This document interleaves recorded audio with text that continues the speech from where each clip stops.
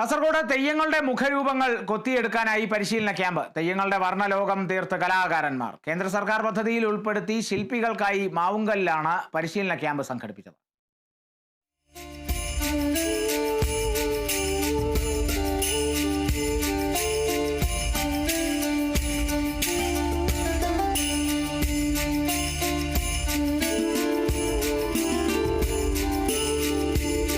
വടക്കേ മലബാറിലെ കളിയാട്ടക്കാവുകളിൽ ഉറഞ്ഞാടുന്ന നിരവധി തെയ്യക്കോലങ്ങളുടെ മുഖരൂപ നിർമ്മാണ പരിശീലനം ആകർഷക കാഴ്ചയായി മാറുകയാണ്.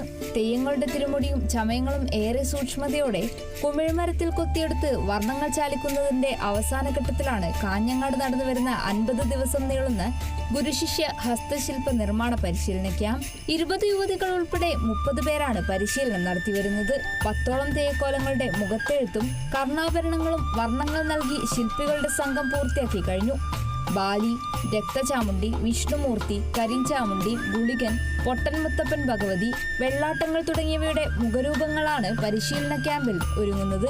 ഗ്രാമീണം ഹാൻഡിക്രാഫ്റ്റ് ട്രെയിനിംഗ് സെന്ററിൽ പ്രശസ്ത ശില്പി അനിൽ കാർത്തികയുടെ മേൽനോട്ടത്തിലാണ് പരിശീലനം. 30 പേരടങ്ങുന്ന കോഴ്സാണ് ഇവിടെ നടക്കുന്നത്.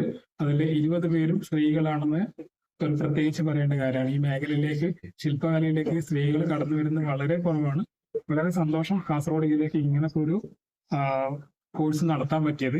അറൗണ്ട് കാസർഗോഡ് ജില്ലയിലെ ആൾക്കാരാണ് കുന്നംകാട് മുതൽ കാസർഗോഡ് മധൂർ വരെയുള്ള ആൾക്കാർ പങ്കെടുക്കുന്നത്.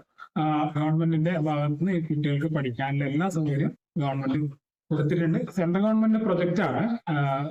കേരള ഗവൺമെന്റിന്റെ കീഴിലുള്ള handicraft service centre head office തൃശ്ശൂരാണ് ഇതിന്റെ എല്ലാ കാര്യങ്ങളും നടത്തി വരുന്നത്. കേന്ദ്ര സർക്കാർ പദ്ധതി പ്രകാരം തൃശൂർ ആസ്ഥാനമായി പ്രവർത്തിക്കുന്ന ഹാൻഡിക്രാഫ്റ്റ് സർവീസ് സെന്ററാണ് പദ്ധതി നടപ്പാക്കുന്നത്.